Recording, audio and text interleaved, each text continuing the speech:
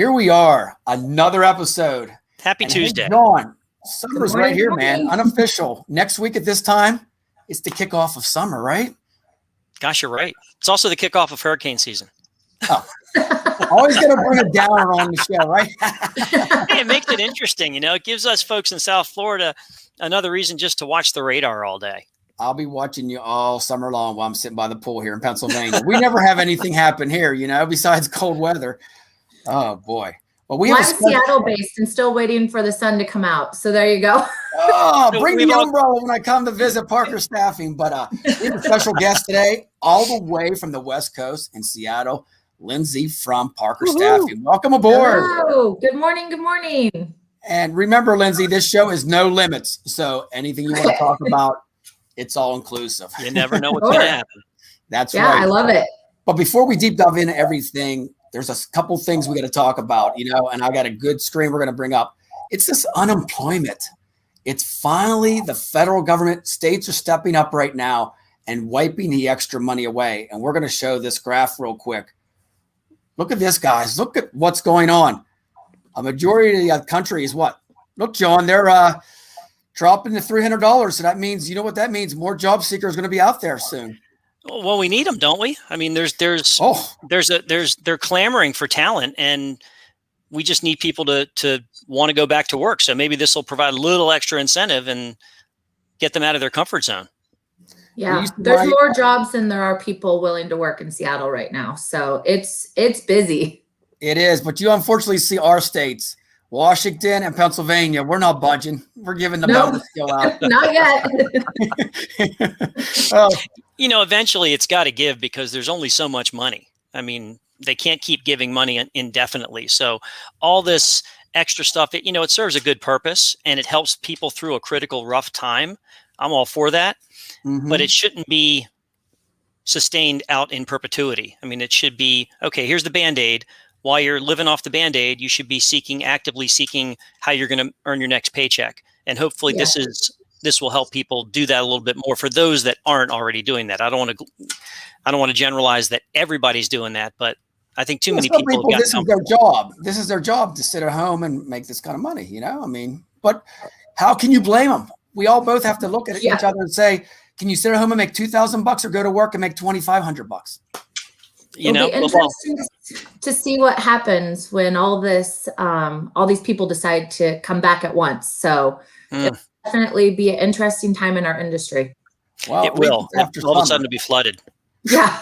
After Labor Day, look out. It's going to be I think September and October are going to be out of control.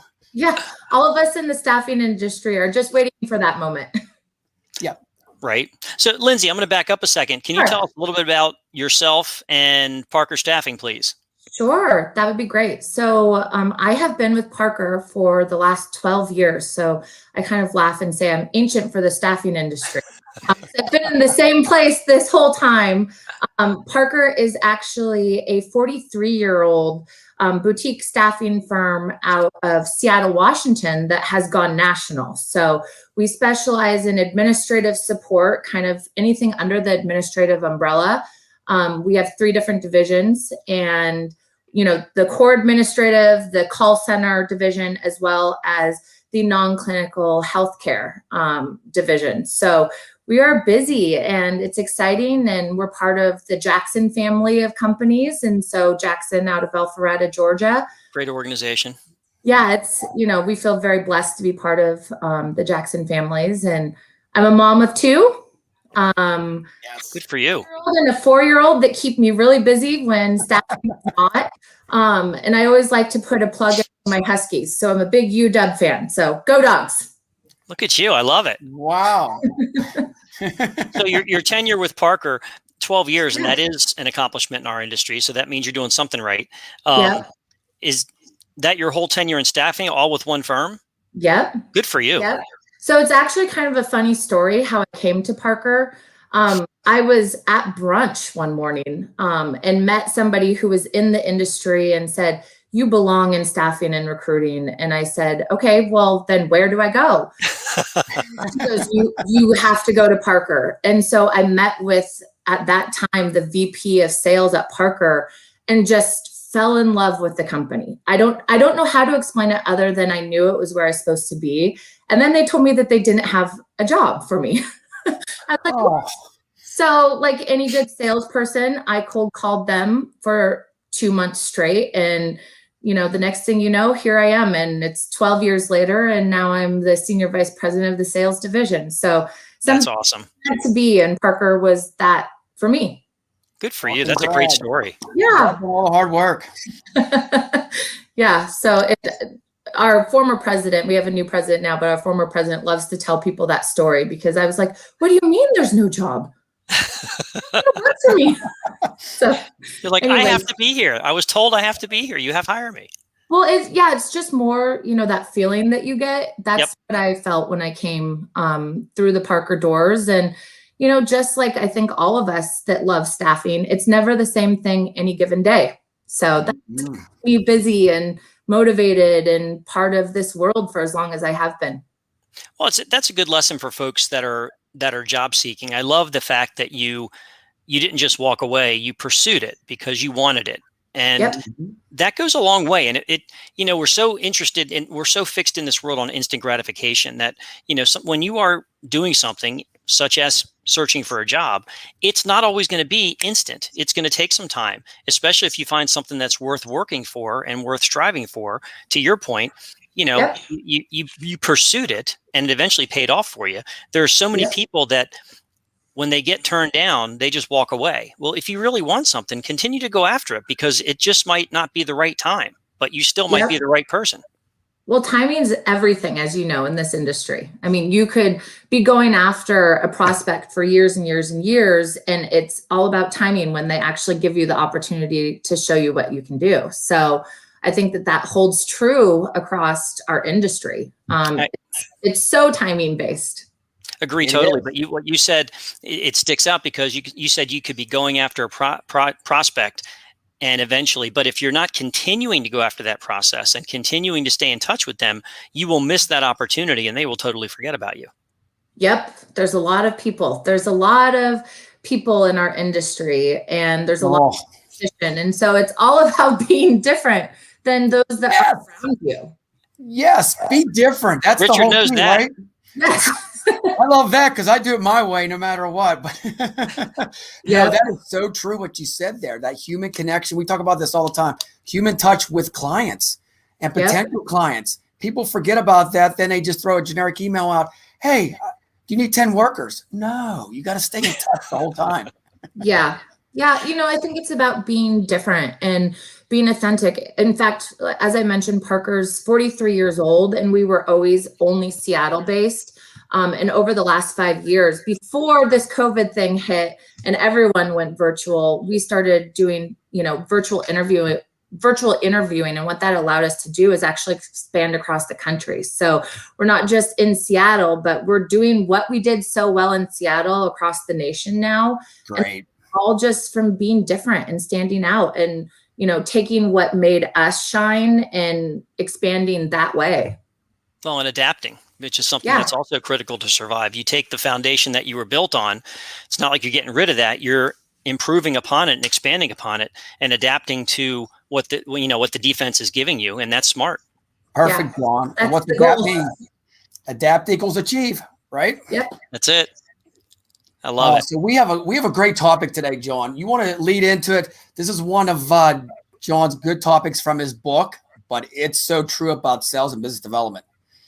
Well, it's interesting. And Lindsey, you'll have to tell me if you've ever employed this because it can be executed both in a contractual search as well as a direct hire search. The thought is, the mindset is a lot of times it's thought of as just a direct hire vehicle, but I've seen it work very effectively in situations where you need to hire multiple contract employees for a project-based situation. So, the idea is if you're a recruiter and you're going after business, you don't want to be the same as all the other recruiters that are submitting candidates to this company or this client. Yep. So one thing that we used to find very effective, me personally and the firms that I've worked with, is we would let the client know that the way we did business was we would bring them into our offices and we would show them a select number of highly qualified candidates that fell in line with what they were looking for. And no one else would see those candidates except that client.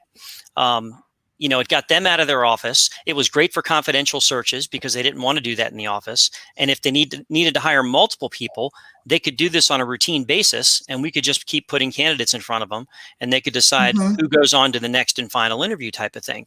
It improves your quality of candidates. It focuses the client only on your candidates, so it's a higher probability that they'll hire one. And typically, it reduces the hire time. Because of the quickness of the process. You're doing one in your office, one in their office, and calling it a day. Yeah. We used to do a lot of that. Our model has shifted pretty dramatically, and it all started because traffic in Seattle got so dang bad. We couldn't get candidates to come into our office anymore. And so we're like, what are we going to do? How are we going to adapt? And that's why we started doing the virtual-based interviews. Probably 5 or 6 years ago, just so we could get candidates to market faster. But one thing that COVID has taught us, and I'm sure you guys can agree, is that you have to adapt and you have to change. And so, and nothing is the same any given day. And so, we've done a lot of project-based hiring for clients this year. And it's funny because, 20 orders used to be a lot to do at once. And now with how quickly things can move, we were hiring at the end of last year, we had a couple of projects that were, a couple 100 to 500 people at once. And we just adapted and changed and found a way to make it work. So what we have found this last year is that every project, you have to come up with the project plan because project is the same. Very true. And you can go ahead. Go ahead, John. We get so excited. We talk over each other. The thing, through every adversity creates innovation and opportunity. So to your point, all of this, if you were in a local market, it used to be fairly simple to do something like this in the local market. But now, not only things like growing metropolises, too much traffic, but also with the onset of COVID, you couldn't do something like that. So you had to all of a sudden go into a format like this where you could be virtual. You could even have multiple managers on the phone at the same time or on the Zoom at the same time with the candidate. But you could still schedule it in the sense that, hey, Mr. or Mrs. Manager, I'm going to block out, this 4-hour time slot. You're going to be on a Zoom and we're going to bring in candidate after candidate, one after the other. You can do this virtually. It's all a matter of, are you willing to adapt and try it out? Yeah. And in that we have done that. And, I think that's awesome. Especially from a business development side of things, it's, I used to be really happy when I would have a couple meetings a day, quality in-person meetings. And that was a successful sales day. I laugh now because my day is kind of back to back with different client calls. And so really what COVID has allowed in this new adaptation of the virtual space is the ability to meet with more people in any given day. So that rings true on the business development side of things, as well as the recruiting side of things. You can just touch more people. And it's accepted. It's welcomed because people understand that that's the way that we're doing business now. Whereas before, I don't know, some would be open, some wouldn't be open, just like when you go to meet someone in person, sometimes people will give you the time, sometimes they won't. It depends on what their preferences are. But so many more people now are, anytime I connect with someone, they're like, okay, I'll send you a Zoom link or I'll send you a WebEx link. And it's like, okay, that's the way we do it because you want to see the other person and it's become very effective. Yeah, the face-to-name connection has almost become a must. What Zoom has, Zoom and Teams and all these new platforms have taught us. It's, not to have that is not the norm anymore. So I think that that's a good thing for our industry as a whole. I agree. We're seeing, just productivity go up, that client connection piece go up. The human connection is so important. And I think that until this last year, we might not have realized that. Well, and what also we're seeing is that because of COVID, again, backtrack a year plus, our model where I am currently, we were never a virtual model. All of our recruiters were in offices. Now we do long lines recruiting all over the country, but they were all in offices. And we all know as a recruiter, there are significant benefits to being in a pit with other recruiters and feeding off the energy and learning from one another. However, you're doing long lines recruiting. and we all had to go virtual during COVID. So now people are starting to come back to the office, but we're aggressively hiring recruiters because the demand is so high for talent. And for the first time since I've been here, and really in the history of the company, they've opened it up. They said, you know what? If it's a good recruiter, we'll hire them wherever they are.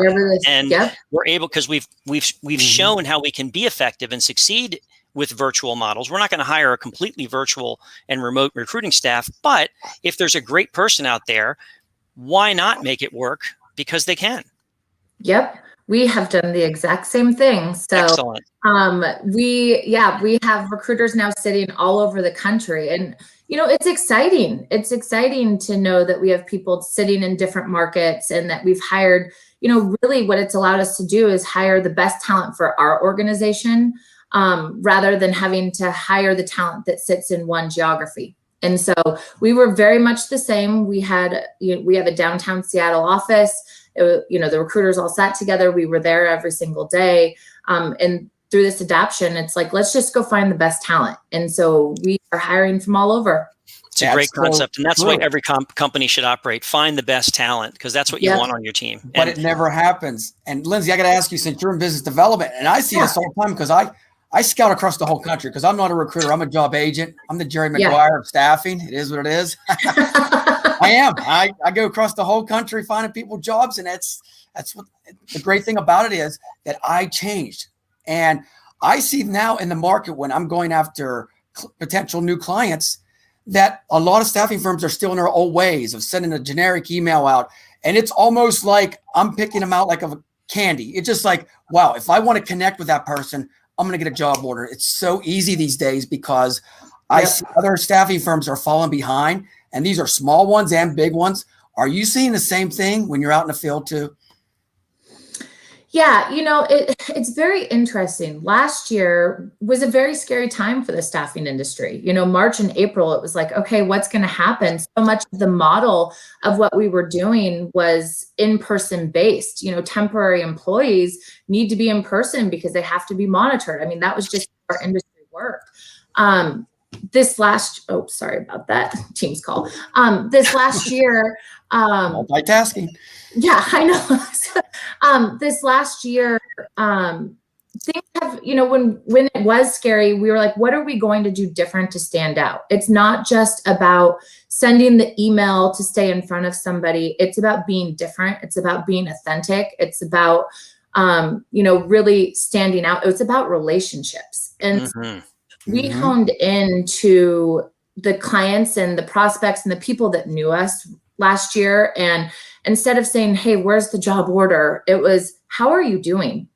How are you holding up? And like just putting people first. And yes. And what ended up happening is just such an incredible outcome for us as an organization, because putting people first allowed us to end up working on a lot of projects exclusively. And it was very genuine. And I think that is something that, goes a really long way in our industry, is being genuine, being authentic. People like to buy from people that they like. And trust.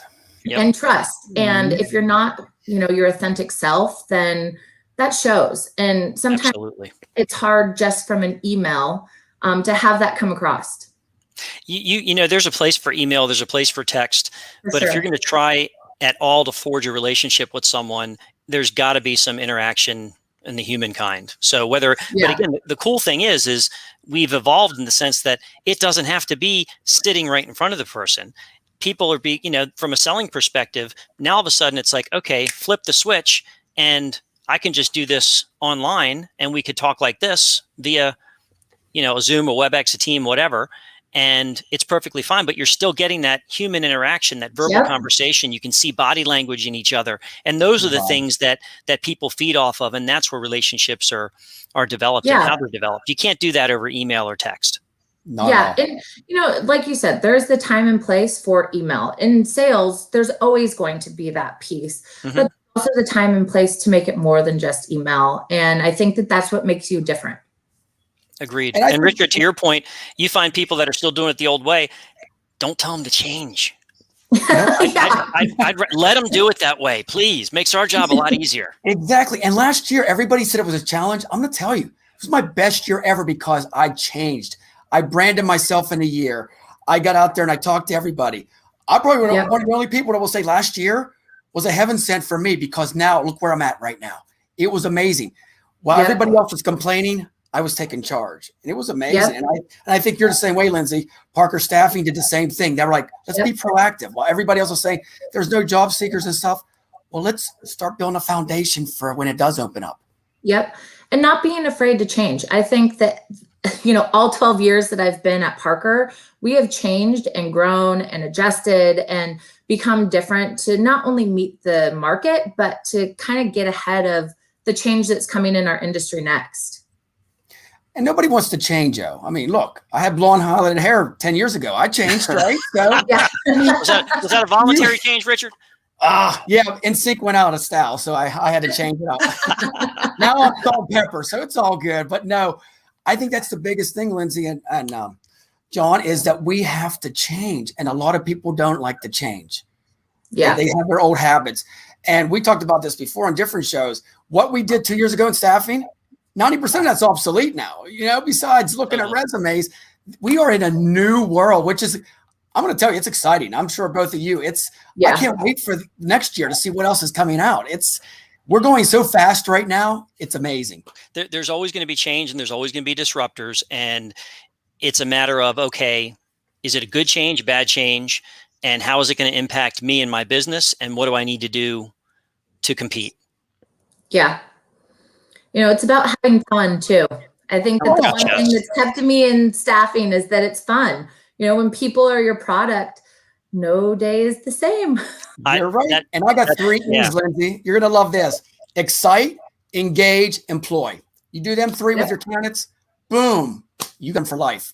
Yep. And you're right. And I agree with you, Lindsey. That's one of the things that kept me in it so long is that, although you do the same types of activities every day, no 2 days are alike. And I, like many in our industry, I need that variety. It keeps you going. To your part, though, and it falls into with the theme, Richard, of what we're talking about, at closing more deals more often. Mm-hmm. Getting back to the theme of what you were talking about, Lindsey, about the whole relationship. Mm-hmm. If you don't form, if you don't take the time to form relationships and understand your clients and your candidates as people first, then you're going to really hinder your ability for the long term in that relationship. Because if the more you know and understand the client, the more the client appreciates, understands, and gets to know you, they're going to want to do business with you more. The candidates are going to want you to represent them more because of that trust factor. So in the short term, don't go for the quick hit. Invest in the long term and build that relationship, because you'll get that person for life and you'll get their network as well. Yeah. For me, it's never been about one order or even one project. When we work with clients, I've had a lot of the same clients for the whole 12 years that I've been at Parker. Love that. That's good. The reason because of that is because they are gold to me. Relationships matter. And I think there is a place in the staffing industry where it's not just always about relationships. It is actually about bodies through the door. But for me, I think my secret sauce has always been that the people come first and the client comes first. And sometimes that's not about just getting a job order for your organization. And so that has been what has carried me through for all these 12 years is, you might not need me right now, but I want you to need me in 3 years from now when, or think of me rather, when that position comes open and I come top of mind. And it's really hard to do that if you haven't built that people connection first. Agreed. So true. And one thing I got to ask you, Lindsey, and we talk about this all the time, me and John, is follow up. How do you follow up with people? I've seen so many sales and business development people in the past that just, never talk to them for 6 months, their potential clients. Yeah. I will say that it took me a long time to realize that I needed an executive assistant. And so I have a really, really fantastic one. Her name is Christina, who keeps me very well organized, because for so many years I had it all up in my brain and it seemed to work for me.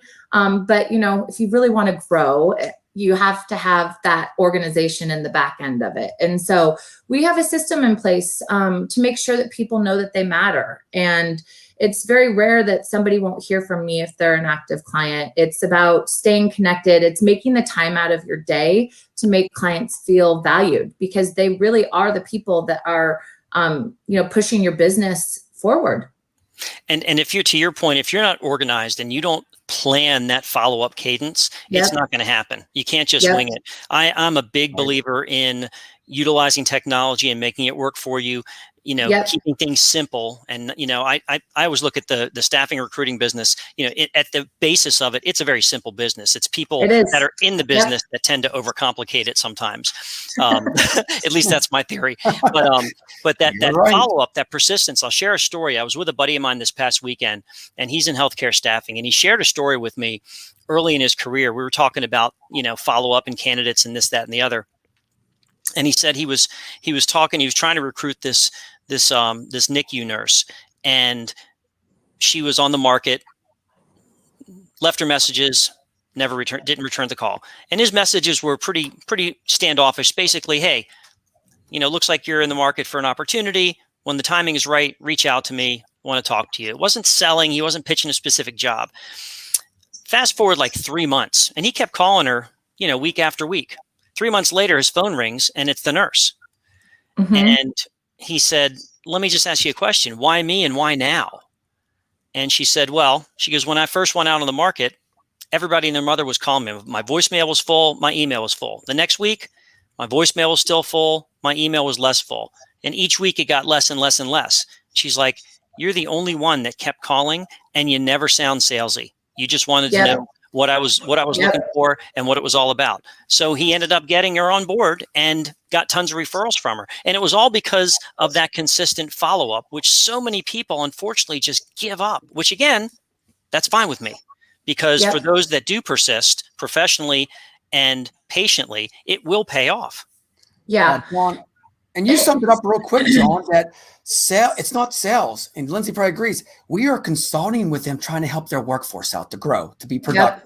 You know what I always say, Richard? At all. We never sell. No, we're their extra protein. I always joke about this. It's like a protein shake. We add it to their workforce.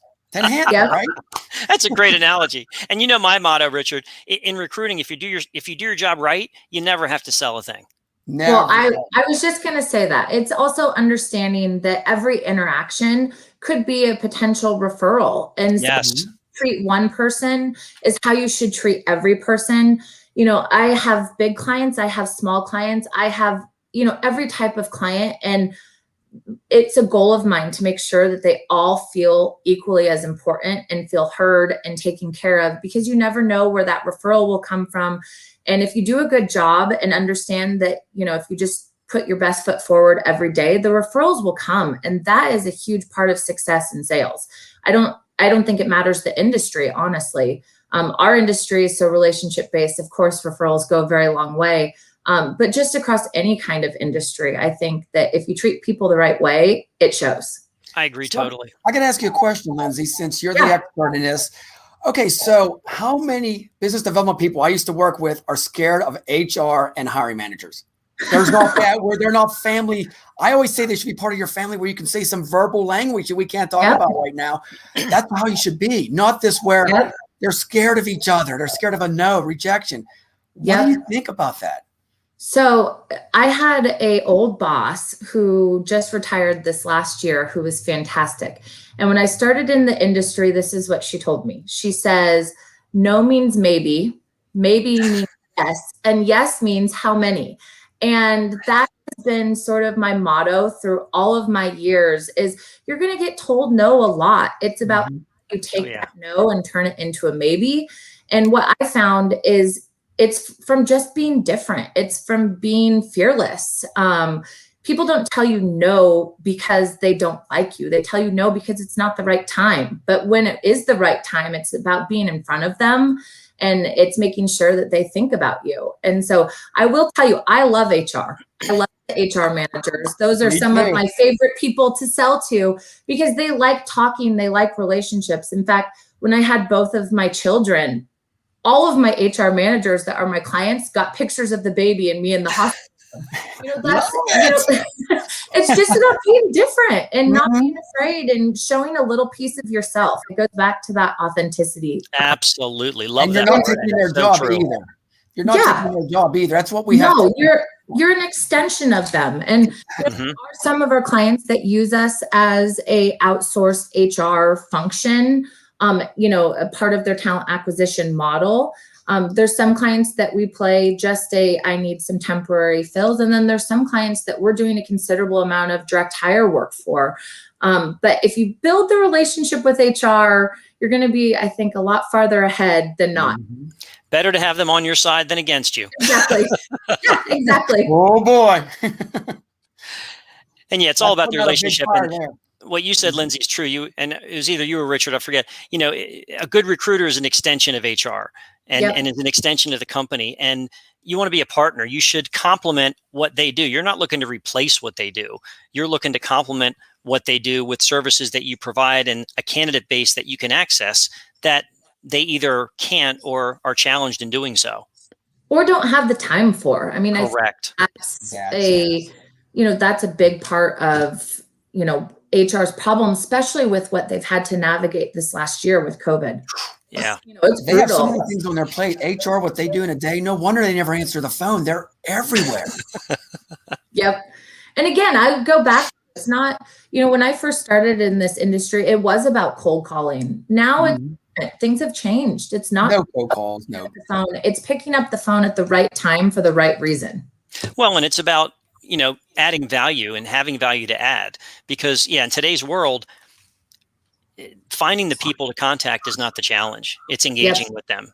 Back when I'll date myself, like back when I started, I'm sorry, we didn't have all this stuff. And you were cold calling, you were dialing blind into companies, calling after hours to get the automated answering machine to get everybody's extension, writing them down so you can call them. I mean, all that stuff, which, hey, I'm glad because it really taught you the essence of recruiting.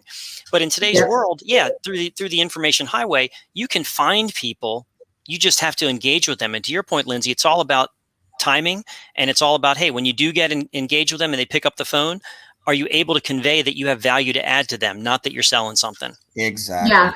It's putting the partnership first and partnership at the front of all of the things that you do. And I think that is how you sell. And, that's how moving forward, you become dangerous in this industry. And because it's very genuine, it's putting partnership first. I like to say, I'm not always going to get a job order. Sometimes I even put myself out of a job order because I give them a recommendation that's going to help their business in a different way. But that matters to me just as much as getting the job order. And that's why you're doing this 12 years strong, Lindsey. So kudos to you.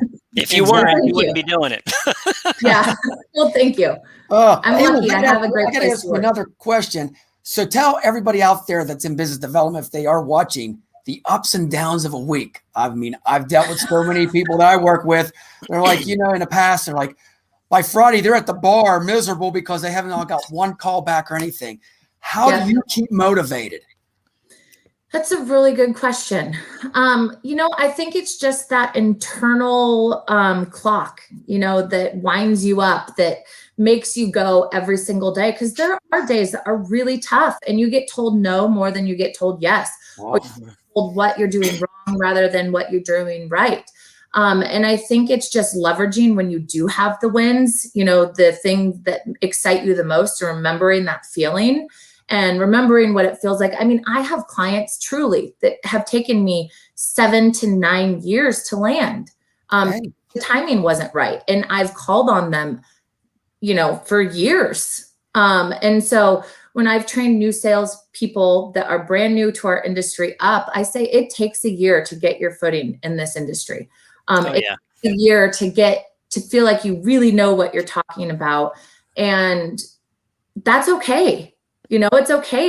It means that you're doing it the right way. And get told no a lot, and you're going to have a lot of unanswered calls and emails, but it's staying in front of them. And that's why some of my clients, have stayed with me for so long, is for that exact reason. Well, you do what's best for them. And that's the key. It's all about them. It's not about us. And if the timing isn't right and they don't need us, and it's all about, finding out what is important to them and what is their timeline and when will they need you and how will they need you and how can you best serve them, as opposed to trying to your point, Lindsey, every call you make, you're not going to get a job order. Every call a recruiter makes, you're not going to recruit a candidate on every call. Right. You're not going to make a placement every day. Well, depends on what you do. Really, but, John?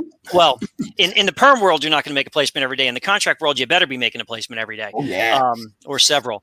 But you know what I'm saying. You've got to be motivated enough to see it through and, okay, what's the worst thing? They're going to hang up on you. They're not going to, call you back, whatever it might be. Yeah. You've got to embrace the lifestyle of this industry and know that it's going to be the highest of highs and the lowest of lows, and just be mentally prepared for that. Yeah.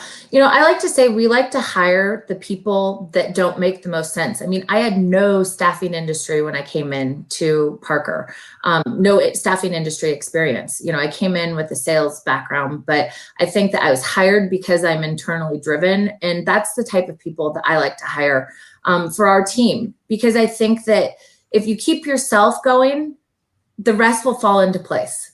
There are very few people that I've met in this industry that said growing up, I want to be a recruiter. Somehow we fell into it in some way, shape, or form. And you're absolutely right. If it's meant to be and you've got the drive and the passion for it, then it can be a great career. But you are also right. I agree 100% with what you said. Your first year in this business is the toughest. If you can make it through the first year, you can have a fantastic career. But getting through that first year is really, really critical. Yep, it certainly is. And kind of painful. But Richard, you brought up Fridays. I always laugh. Fridays in our industry are always the most exciting because the phone never seems to stop ringing because everyone needs something before the weekend. And my husband kind of laughs and he's like, so what time should we expect you to be off as a family on Fridays? He's like, what time should I expect that you'll actually be off your Friday? And I'm like, depends on the day. Hey. It all depends, and Fridays are great days to close deals. Yep, Friday, exactly. Yep, and recruiting on Saturday. Faster. Make yourself available. And I really truly believe in the motto. When I tell my clients I'm 24/7, that's very genuine to me. It's not any kind of sales line. We are in the industry where sometimes people need us after hours, or they need us before hours because they need a candidate on, or they have a pain for their business that needs to be addressed immediately. And so, it's making yourself available during those time periods. And for me, that's okay. And I like that because it means that they're thinking of me first. And so I would say to other salespeople out there watching, you can have boundaries, but not being afraid to make yourself available will go a really long way in servicing your clients at the highest level. Well said. Exactly. And you need to know when to turn it on and turn it off. Like I always say, it's like the IROC Z Camaro back in the day. Know when to push it full force and then when to sit back and just idle. Yeah. So Richard had long hair. He was driving an IROC Z and listening to NSYNC. We've got the picture now. Oh, I'm an 80s and 90s kid. Now you're dating myself, John. Hey, 80s were a great decade of music. I still listen to it every day. Love the movies. Yep. You got to love it. But like you said, Lindsey, it's never giving up. Refuse to lose. That's the biggest thing here that drives us. It's almost like sports. We refuse to win. We're going to win every time, It's just a matter of when it's going to happen. Yep. And I played a lot of sports growing up. And so, I will say I'm a salesperson at heart 100%. So I love when you have worked at something for a really long time and it clicks into place. That's what I miss, I think, a little bit, because Seattle, we're still very shut down. None of our clients are back in the office. Nothing's really open. It's still almost virtual. And so I love and miss that feeling of being in the office together when I'm in my office and all of a sudden the team hears me go, woohoo!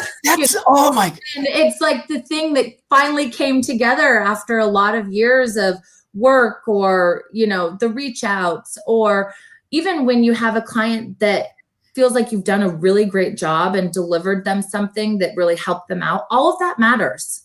Mm-hmm. And I think oh my goodness, I love how you said that, because in my old office about 7 years ago, every time I closed a deal, I would do the Ray Lewis dance. If you know Ray Lewis from the Baltimore Ravens, I go like this, do the dance, and everybody would give me high five in the office. It's just like when he closes a deal, it's energy. It's like, but it's so exciting, isn't it? Yeah. Well, I have to tell you, so I used to be in the middle of the bull pit because I liked being out, next to all the energy and everyone together, but I was so loud. I myself in an office or in the back of the office, but still everyone could hear me because I'm on the phone all day usually. And so one of my clients asked me, what has been the hardest for you? And I said, well, with this whole COVID thing, I said, I'm like so sick of myself. I can hardly stand be around people again. It is great to be around people again. It And that's is. we're going to probably adapt very much a hybrid model. We've got some areas of our business that are back office focused, and they're probably going to stay remote permanently and do it virtually. And the recruiters are going to be in a hybrid type of thing. Some will be in sometimes, some will be in the other time. So it is nice to come back and actually see people, talk with people. Yep. It's part of our business. Again, we're in a people business, a relationship business, Yes. and that means internally as well as externally. Yep. I have a client lunch on Friday and I'm so excited. Wow, that's big stuff. In person, I'm so excited. It's going to be great. Very cool. I think one of the biggest things that we learned today is it's all about confidence. Am I right? I mean, I see both of you guys and myself. It's all about that confidence that we are going to win no matter what. If you don't believe in yourself, Richard, if you don't believe in yourself and if you don't believe in what you're doing, then you can't expect anybody else to believe in you. Yeah, Hold yourself accountable. I think confidence goes a very long way. And it's truly believing that you are your best product. And that was hard when I came into the industry because I'd always sold, and it took me a while to realize that it's really just about believing in yourself and loving what you do. And if you do that, it all shows.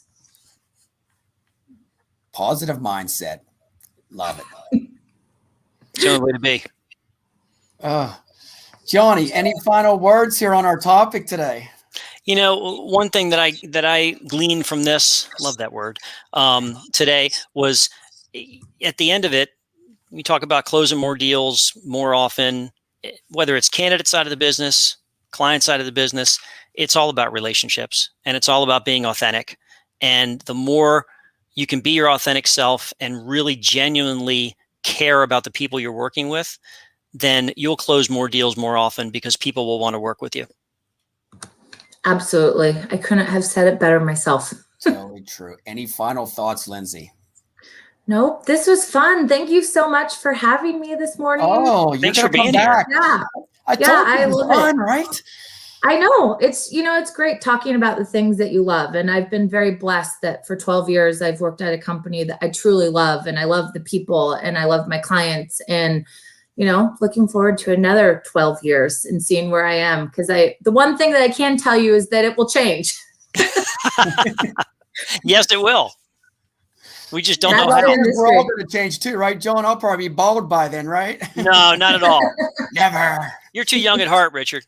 But no, I want to thank you, Lindsey, for coming on. Absolutely. If I can sum it up anyway, it's look in the mirror every day and say, I got this. And remember, you have friends like us to help you out through the way. So 24/7 support. Lindsey, real quick, where can everybody find you at before we go? You can find me at Parker Staffing, www.parkerstaffing.com. We're in Seattle. You can find me on LinkedIn. I like to kind of be everywhere. So we're growing, and we're growing across the country, and that's exciting. I mean, to be a boutique and then to say, 5 years later that we're in 16 different cities, that matters. And so you can find us at Parker. We would love to talk with you, both candidates as well as clients. Continued success to you, Lindsey. Thank you so much. Awesome. Till next week. Remember, hey, it's Memorial Day weekend coming up here. So everybody have a good time with your family and friends out there. And we'll see you next week. John, next week. We're on Wednesday again, right? We're back to our regular schedule. I think we are. You're right. Yes, we are. And we have a pioneer that's going to be on next week. I'm not going to tell you who it is. You have to tune in to check it out. But till next time, be safe. Have a great holiday. And we'll talk to you all soon. Take care. Bye.